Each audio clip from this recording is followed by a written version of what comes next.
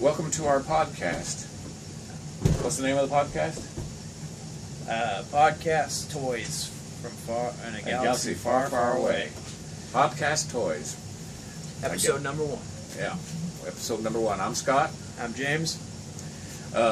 We thought we'd start out talking about toy collecting in general. A wise man told me a long time ago to collect what you like, because if you collect for Profit. investment purposes, it'll drive you crazy. And he was right, because I ignored his advice and decided to buy comic books and other collectibles for their investment purposes only. And some of those comic books I still have, and they're fairly worthless. They're not even worth what I paid for them, like the Death of Superman and all those variant covers of X-Men. So I remembered what he told me, and that's my personal mantra is I just collect what I like now. What about you, James? I've collected a lot of Star Wars figures over the years, and for me, I think you only cares about Star Wars. yeah, and for me, the biggest thing is not so much collecting just what I like; it's what I would personally like to hand down to somebody else one day. Not so much what has got a $500 figure compared to a $1 figure. That the $1 figure has some kind of memory behind it, some kind of connection to me. Yeah. A lot of the stuff, I grew up with, I had a family of 3 kids, and it was like, if you got a Star Wars figure for Christmas, you were lucky. And so when I started recollecting all my figures as an adult now, it's like, each one has slowly been like, this brings back some memory of a Christmas morning waking up, or a birthday, and it's just something special for me. And as a collector now, I'm like, wow, I wish I had this figure as a kid. And now their figures are everywhere. There's thousands of them. Well, that's a good point, because at one point I had all of the vintage Star Wars figures except for one, which is that Man-O-Man or whatever. And I got to thinking about it. I had a bunch of the figures when I was a kid. In 1977, I saw the movie in the theaters, and I had the mail away. I mailed it off, given a lot of faith in Kenner that they was going to ship me the figures, and they did. But I realized that I didn't have an attachment, a nostalgia factor to the Imperial Dignitary or a lot of those other figures, because I didn't have them as a kid. Therefore, I really didn't care about them. I was collecting them just to collect them and just to have a complete set. And that's when I realized there's a lot of things I like, and I want them because I have an attachment to it. And that's basically what it's all about. For me, it's that nostalgia. It's like these vintage toys I got here, this Milton Bradley Starbird. I had that as a kid. I love that toy, and I've got 2 or 3 of them now. And now I'm done. I don't need to have a whole pile of Starbirds, but I didn't have the Intruder or the Avenger. I really care about the Starbird, only the Starbird, because that's what I had, so I'm familiar with. I don't know a lot of kids of any age that got every toy they wanted, so to collect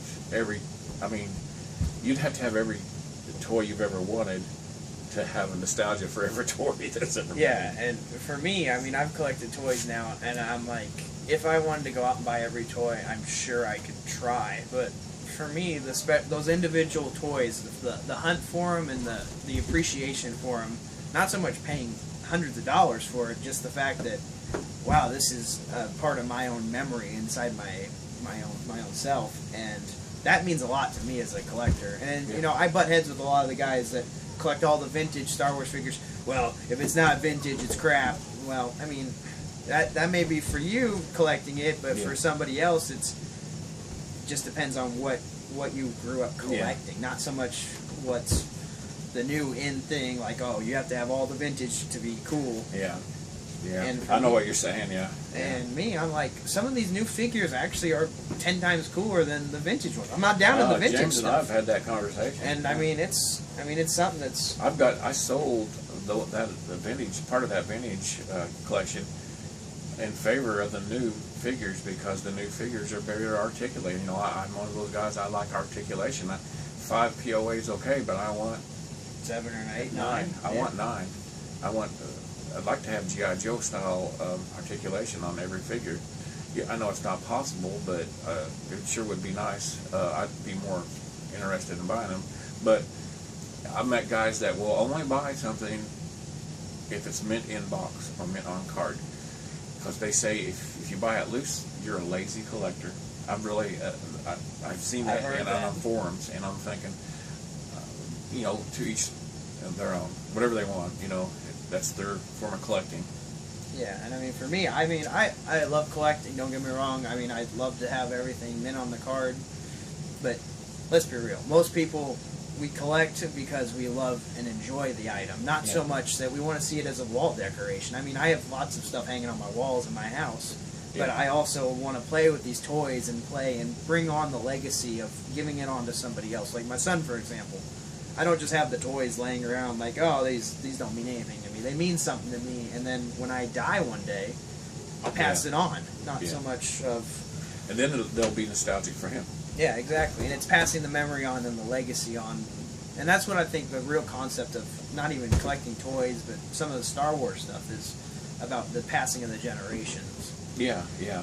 Well, Star Wars is about generations. Yeah, from father to son.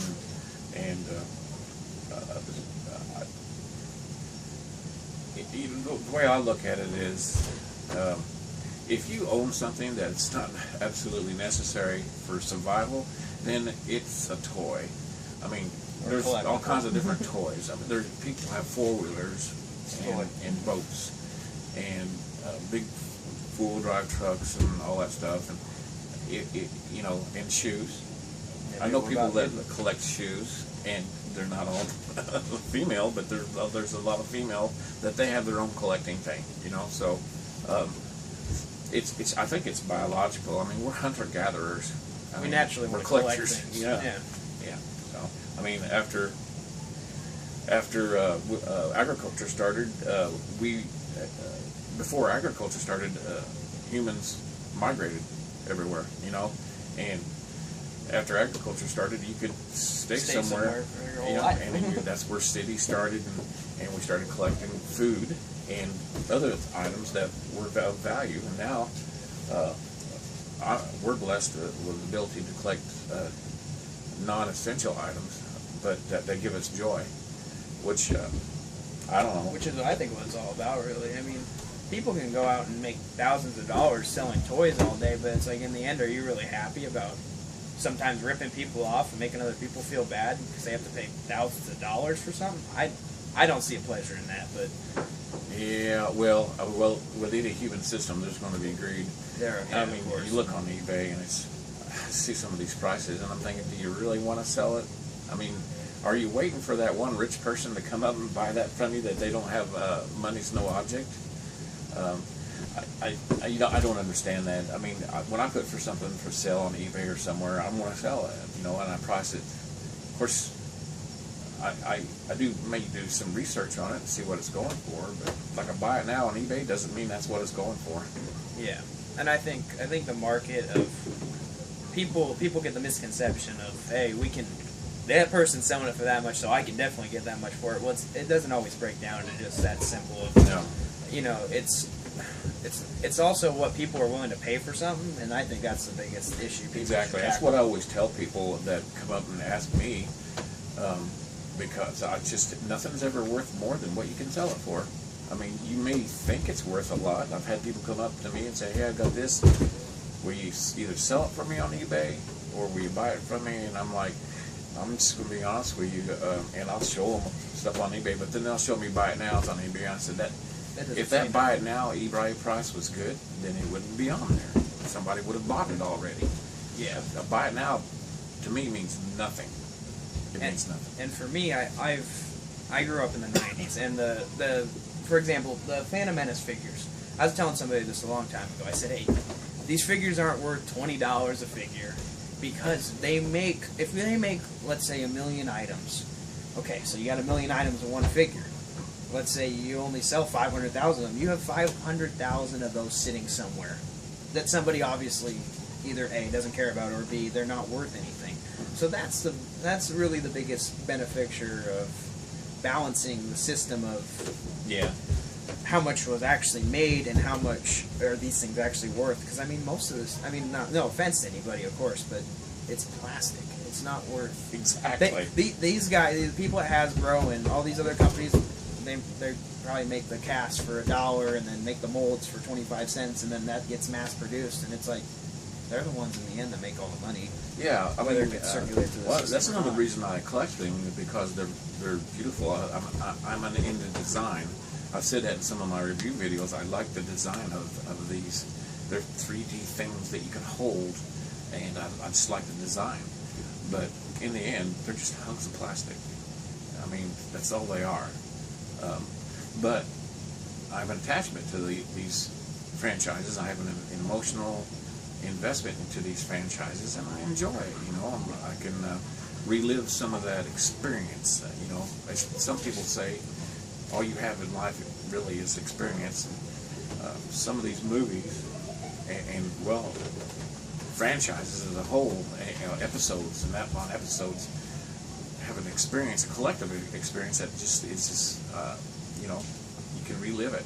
You can stand around and look at it at some of your stuff and just get some joy and escape.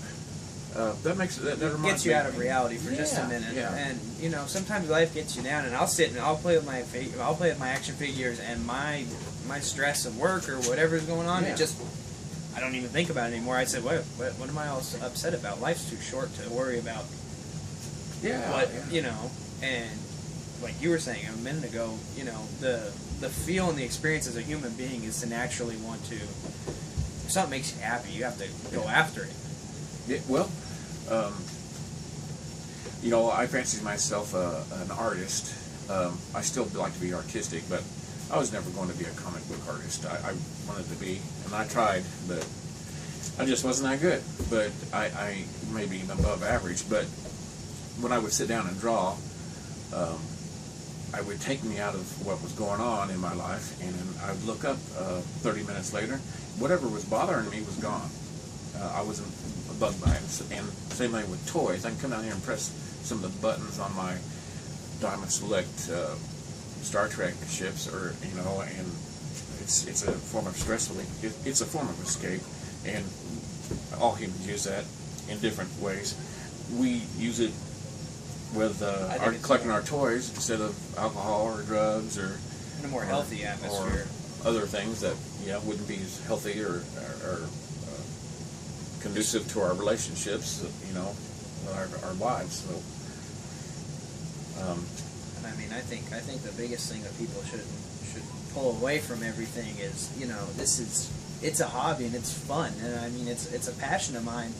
But I mean, life is life. I mean, I could sit on eBay all day long and say, hey, I'm gonna go and buy this today, and I'm gonna buy that, but then I miss simple things like my son walking for the first time.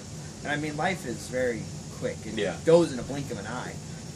But I mean, as far as collecting goes, I tip my hat to anyone that goes out there and wants to collect every special item they want that has some kind of memorable value to you. Mm-hmm. And it's like, that's what it all breaks down to at the end of the day, I think. Well, it can be a rabbit hole, because if you want to get every figure in that wave, and when they cancel a line, like with Stargate or Star Trek Diamond Select, there's those last handful of, even with Playmates Voyager, the last few figures are going to be hard to find. Oh, it's so hard. In a way, it's fun to try to complete your set, but I'm not going to stress out about it. I mean, but it is kind of fun looking for it. I mean, it's taken me years sometimes to find the figure I wanted at the price I was willing to pay. But when I got it, I finally did it. Yeah, it's very peace of mind of, you know, I moved here like, I don't know, years ago, and I started with nothing. I had a suitcase, and I've started collecting figures again, and it's such a relief for me because it's not so much like, hey, I'm gonna go buy this today. It's wow, I'd really like to have that again because a lot of the stuff I had as a kid is gone now. I'll never get that back. So yeah, same here. Having it, we had to move when and I lost everything, you know. So and then you get your childhood back a little bit too.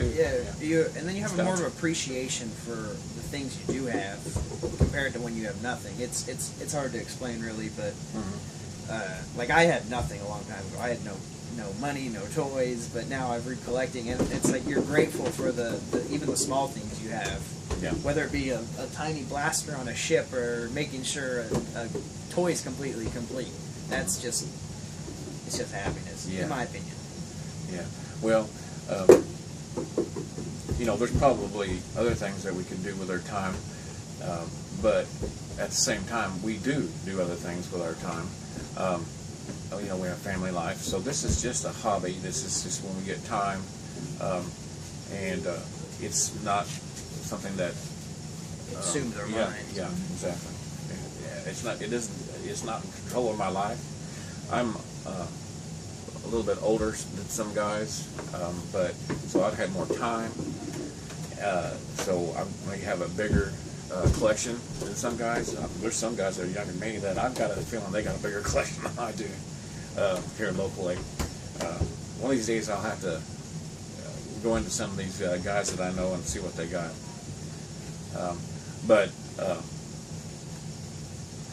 Anyway, is there anything else you wanted to add?